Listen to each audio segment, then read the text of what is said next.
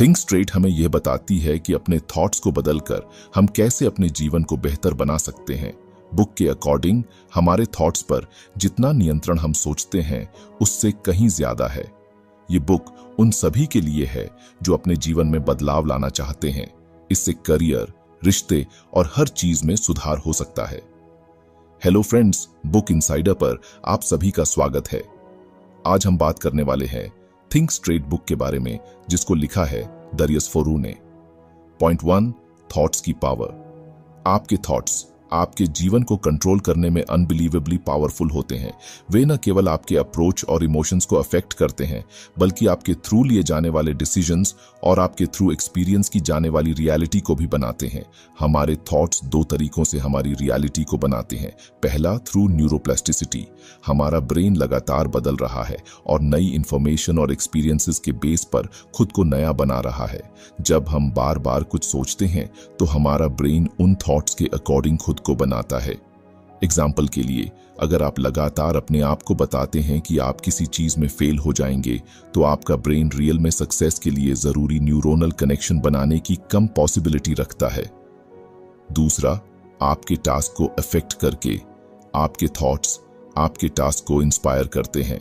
यदि आप मानते हैं कि आप किसी चीज को पूरा कर सकते हैं, तो आप इसे पूरा करने की कोशिश करने की ज्यादा पॉसिबिलिटी रखते हैं। दूसरी ओर, यदि आप मानते हैं कि आप फेल हो जाएंगे, तो आप कोशिश करने की भी जहमत नहीं उठाएंगे। एग्जाम्पल के लिए, बुक एक ऐसे इंसान का एग्जाम्पल देती है जिसने अपने आप को यह कहकर कैंसर से लड़ाई लड़ी कि वह बीमारी से बड़ा है, और एक ऐसे इंसान का एग्जाम्पल भी देती है जिसने अपने आप को यह कहकर बिजनेस में सक्सेस हासिल की कि वह अजेय है। पॉइंट 2, अपनी लिमिटेड करने वाले बिलीफ्स को पहचानना। अक्सर हमारे अपने थॉट्स ही हमारी सक्सेस और खुशी में बाधा डालते हैं। इन बाधाओं को अक्सर लिमिटिंग बिलीफ्स कहते हैं। ये वे गहरी जड़ें जमाए थॉट्स हैं जो हमें विश्वास दिलाते हैं कि हम क्या करने में केपेबल हैं और क्या नहीं। चलिए मैं आपसे कुछ सवाल पूछता हूं। क्या आप अक्सर मैं नहीं कर सकता या यह मेरे लिए बहुत डिफिकल्ट है जैसे सेंटेंसेस का यूज करते हैं? क्या आप अक्सर फेलियर से डरते हैं और रिस्क लेने से बचते हैं? क्या आप खुद की क्रिटिसिज्म करते हैं और अपनी सक्सेसेस को कम आंकते हैं? क्या आप दूसरों से कंपेयर करते हैं और अक्सर खुद को इनफ नहीं महसूस करते हैं? अगर आप इनमें से किसी भी क्वेश्चन का आंसर हाँ में देते हैं, तो यह पॉसिबल है कि आपको अपनी लिमिटेड करने वाले बिलीफ्स को पहचानने और बदलने की जरूरत है। बुक कुछ स्ट्रेटजीज का सजेशन देती है, जिनमें शामिल हैं अपने थॉट्स को चैलेंज देना, नेगेटिव थॉट्स पर सवाल उठाएं और देखें कि क्या उनके पीछे कोई ठोस सबूत है। अपने आप से काइंड बनना, खुद की क्रिटिसिज्म करने के बजाय अपने आप से उसी तरह बात करें जैसे आप किसी मित्र से बात करेंगे। अपने आप को पॉजिटिव एफर्मेशन देना, अपने आप को याद दिलाएं कि आप केपेबल हैं। छोटे टारगेट सेट करना और उन्हें पूरा करना, इससे आपका सेल्फ कॉन्फिडेंस बढ़ेगा और आप मोर एम्बिशियस गोल्स को पाने के लिए इंस्पायर होंगे। Point 3, science of neuroplasticity. यह आपके थॉट्स एंड टास्क्स के बेस पर आपके ब्रेन को बदलने और कस्टमाइज करने की क्षमता है। बुक बताती है कि हमारा ब्रेन एक फिक्स्ड पार्ट नहीं है, बल्कि यह जीवन भर नए एक्सपीरियंसेस को रिस्पॉन्स करके खुद को लगातार नया बनाता है। दूसरे शब्दों में, आप अपने ब्रेन को नई चीजें सीखने के लिए ट्रेंड कर सकते हैं, पुरानी आदतों को तोड़ सकते हैं और यहां तक कि अपनी सोचने की स्टाइल को भी बदल सकते हैं। नए स्किल सीखना, किसी भी उम्र में नई चीजें सीखना इंपॉर्टेंट है, चाहे वह न्यू लैंग्वेज हो, नया म्यूजिकल इंस्ट्रूमेंट्स हो या कोई नया शौक हो। ब्रेन नए न्यूरल कनेक्शन बनाकर और मौजूदा को मजबूत करके सीखने की प्रोसेस का जवाब देता है। अपनी सोच बदलें। आपके थॉट्स आपके ब्रेन को अफेक्ट करते हैं। नेगेटिव थॉट्स को पॉजिटिव थॉट्स से बदलकर आप टेंशन को कम कर सकते हैं, चिंता को दूर कर सकते हैं और मोर पॉजिटिव पर्सपेक्टिव डेवलप कर सकते हैं। नई हैबिट्स बनाना, पुरानी आदतों को छोड़ना और नई आदतें बनाना चैलेंजिंग हो सकता है, लेकिन यह डेफिनेटली पॉसिबल है। जब आप कुछ नया करने की प्रैक्टिस करते हैं, तो आप अपने ब्रेन को नए न्यूरल पाथवेज बनाने के लिए इंस्पायर करते हैं। अपने दिमाग को चैलेंज दें। रेगुलरली अपने दिमाग को चैलेंज देना इसे तेज रखने और न्यूरोप्लास्टिसिटी को बढ़ाने का एक शानदार तरीका है। पहेलियां करना, नई जगहों पर जाना और नई चीजें पढ़ना सब आपके दिमाग को एक्साइटेड करने के अच्छे तरीके हैं। पॉइंट 4, सेल्फ अवेयरनेस डेवलप करना। सेल्फ इंप्रूवमेंट का पहला कदम यह है कि आप अपने थॉट्स और इमोशंस के लिए ज्यादा अवेयर हो जाएं। इसका मतलब है कि आप अपने आप से लगातार यह पूछें कि आप क्या सोच रहे हैं और कैसा महसूस कर रहे हैं, बिना उन थॉट्स या इमोशंस को अच्छा या बुरा माने। ये न्यूट्रल ऑब्जर्वेशन की प्रैक्टिस है। बुक कुछ टेक्निक्स का सजेशन देती है जो सेल्फ अवेयरनेस बढ़ाने में मदद कर सकती है, जैसे कि माइंडफुलनेस मेडिटेशन, जर्नलिंग और इमोशंस को पहचानने और लेबल करने की प्रैक्टिस। जितना ज्यादा आप अपने थॉट्स एंड फीलिंग्स से अवेयर होंगे, उतना ही आप उन्हें समझ पाएंगे और उन पर कंट्रोल रख पाएंगे। बुक इस बात पर भी जोर डालती है कि हम अक्सर अपने बारे में और दुनिया के बारे में नेगेटिव थॉट्स रखते हैं। ये थॉट्स हमें वापस खींच सकते हैं और हमारे गोल्स को पाने में बाधा डाल सकते हैं। इसलिए बुक नेगेटिव थॉट्स को चुनौती देने और उन्हें पॉजिटिव थॉट्स से बदलने के महत्व पर जोर देती है। पॉइंट 5, थैंकफुलनेस की प्रैक्टिस और विजुअलाइजेशन। अपने जीवन में अच्छी चीजों की सराहना करने के लिए अपना फोकस करना। बुक के अकॉर्डिंग थैंकफुलनेस की प्रैक्टिस करना आपके थॉट्स को पॉजिटिवली बदलने और आपके जीवन में खुशी और सेटिस्फैक्शन बढ़ाने का एक पावरफुल टूल है। यहाँ कुछ तरीके बताए गए हैं जिनका यूज आप थैंकफुलनेस की प्रैक्टिस करने के लिए कर सकते हैं। एक ग्रैटिट्यूड जर्नल रखें। हर दिन उन चीजों को लिखें जिनके लिए आप थैंकफुल हैं, चाहे वे कितनी भी छोटी क्यों ना हो। ये आपके पॉजिटिव आउटलुक को बढ़ावा देने और आपको अपने जीवन में अच्छी चीजों की अधिक सराहना करने में मदद कर सकता है। थैंकफुलनेस के मोमेंट्स पर ध्यान दें। पूरे दिन उन चीजों के बारे में अवेयर रहें जिनके लिए आप थैंकफुल हैं। यह एक सुंदर सनसेट हो सकता है या बस ये फैक्ट कि आप हेल्थी और अलाइव हैं। इन मोमेंट्स को एक्सेप्ट करना और उनकी सराहना करना आपके मूड को बेहतर बनाने में मदद कर सकता है। दूसरों को धन्यवाद कहें। जब कोई आपके लिए कुछ अच्छा करता है तो उन्हें धन्यवाद कहना न भूलें। यह सिंपल एक्ट थैंकफुलनेस एक्सप्रेस करने और आपके रिश्तों को मजबूत बनाने का एक शानदार तरीका है। विजुअलाइजेशन एक पावरफुल टूल है जिसका यूज आप अपने गोल्स को पाने और डिजायर्ड फ्यूचर को साकार करने के लिए कर सकते हैं।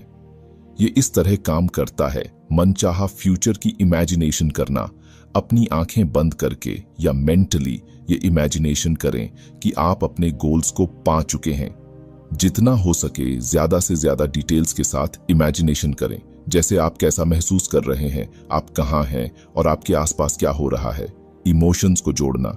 इमेजिनेशन के दौरान पैदा होने वाली पॉजिटिव इमोशंस जैसे खुशी, प्राउड या सेटिस्फैक्शन पर ध्यान दें।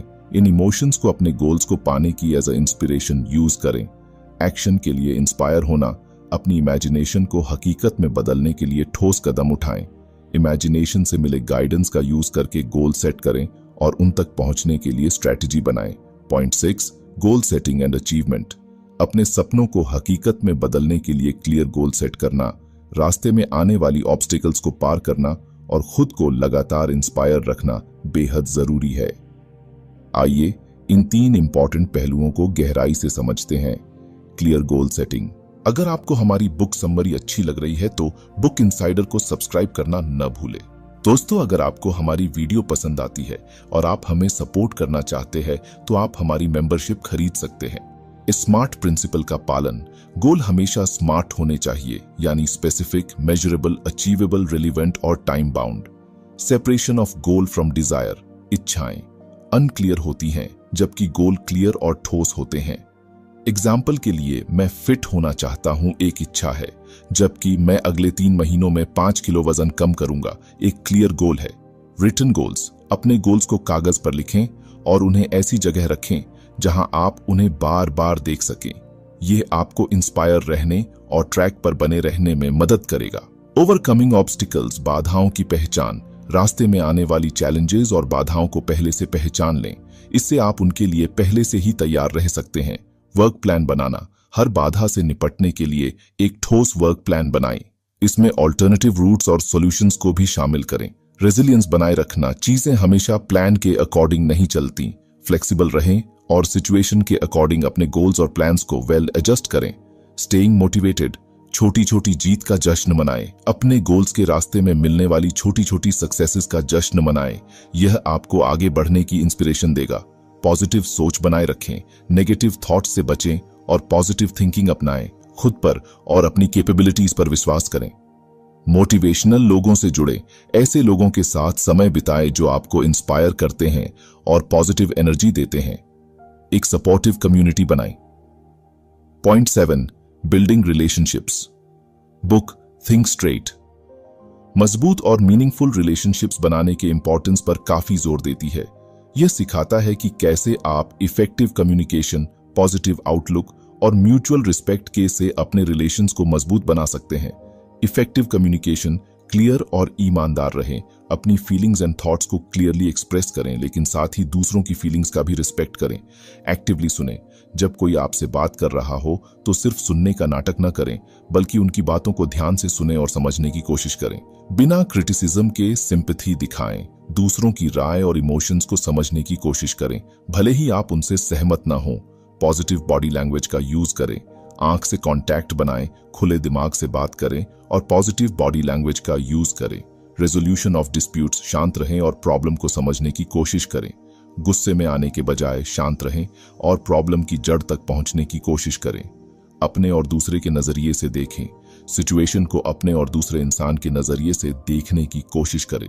कोलैबोरेटिव सॉल्यूशन खोजें, प्रॉब्लम का सॉल्यूशन ढूंढने के लिए एक दूसरे के साथ मिलकर काम करें।